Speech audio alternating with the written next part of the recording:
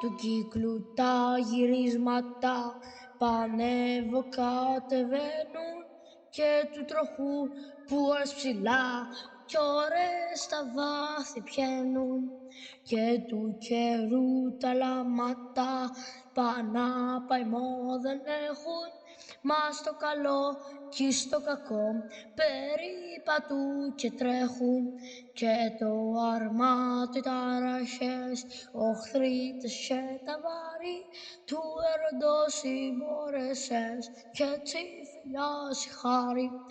Αυτά με εκκίνησασι τη σήμερον ημέρα να αναδειβάλλω και να πω τα κάμαν και τα υφέραν.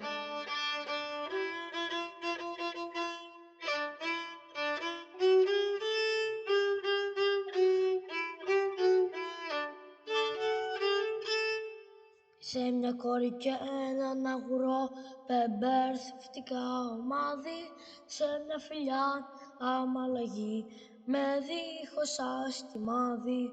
Κι όποιος το πούθου έδουλεψε είσαι καιρόν κανένα, ας έρθει για να φουγκραστεί ότι είναι εδώ γραμμένα. Να πάρει ξόμπλη κι αρμηνιά βαθιά να θεμελιώνει, πάντα σαν μάλαγη φιλιά, όπου να μην κομπώνει. Γιατί όποιος δίχως πιβουλιά του πόθου το ξετρέχει, εις μιαν αρχαία βασανιστή, καλό το τέλος έχει. Αφού κραστείτε το λοιπόν και ας πιάνει όπου είχε γνώση, για να κατέχει κι αλλού απόκριση να δώσει. Στους περασμένους οι καιρούς που Έλληνες ορίζαν και που δεν είχε η πίστη τόσο θεμελιωμένη ρίζα, τότε μια αγάπη μυστική στον κόσμο φανερώθη και γράφτη μέσα στην καρδιά κι ουδούποτε τσελιώθη. Και με καιρόσε δυο κορμιά ο πόθος είχε μείνει και καμωμά πολλά ακριβών αιτιούς καιρούς εγίνει. Εις στην Αθήνα που ήταν έτσι μάθησης οι βρώσεις και το θρονί της αφεντιάς και ο ποταμός της γνώσης.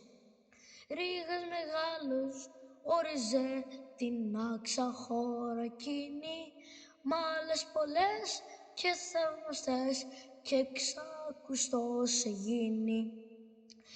Ηρακλειτώνε λέγασι ξεχωριστόν από όλους και γεφρόνιμους και από όλους τους μεγάλους.